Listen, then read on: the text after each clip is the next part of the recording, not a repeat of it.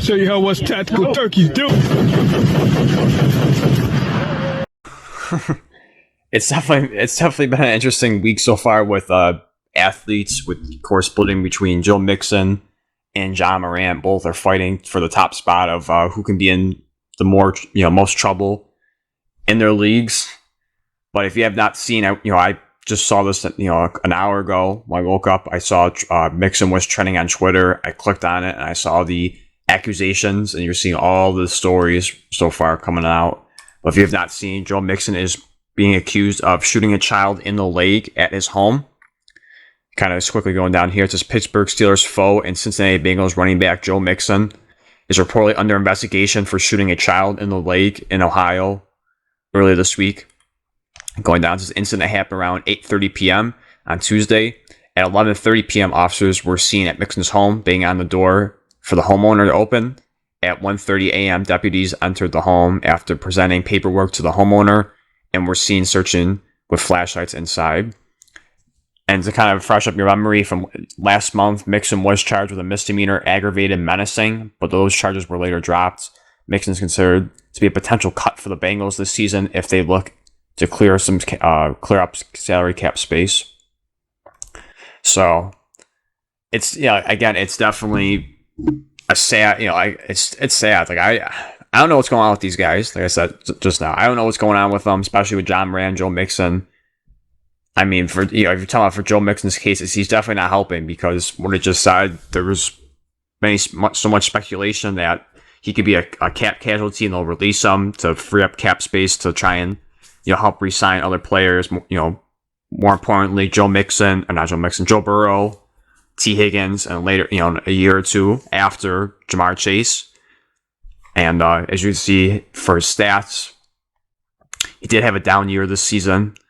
He only had 814 yards, 7 touchdowns prior to when he had his best year of his career, made the Pro Bowl, and was a big factor into them making the Super Bowl run, where he had over 1,200 yards rushing, 13 touchdowns, as opposed to now 814 to 7. So at age 26, again, it's very unfortunate. Definitely, for him, he's definitely not making the case to stay. Again, there's already a bunch of speculation he can be cut already as it is, and to add these problems off the field, it's definitely concerning. He's set to make $12.7 million this year. Again, a big reason to let him go. He'll be going into the season. He will be 27 years old. And you can see for Twitter, they're having a field day with where I said Moran Mixon, with the whole Joe Mixon situation, and it's very unfortunate. I don't know what's going on with my Sooners. Always something with one of them, and I don't know. It's just, again, it's not making it easy for him to stay in the Cincinnati Bengals, and I do believe his time is done, regardless. Even before you take away, even before these this last month, where he's had, of course, the aggravated misdemeanor and now potentially shooting a kid.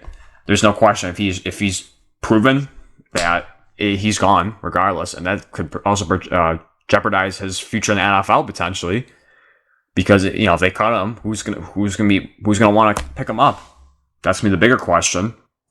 I mean, if Cincinnati's letting him go, we know the reasons, but if they're gonna be letting him go, especially with this baggage the last month or so, who's gonna take the chance on a guy who potentially shot a kid at his home and also was charged? Well, he wasn't charged, or the charges were later dropped, but he was accused, he was charged with a misdemeanor aggravated menacing in the span of a month.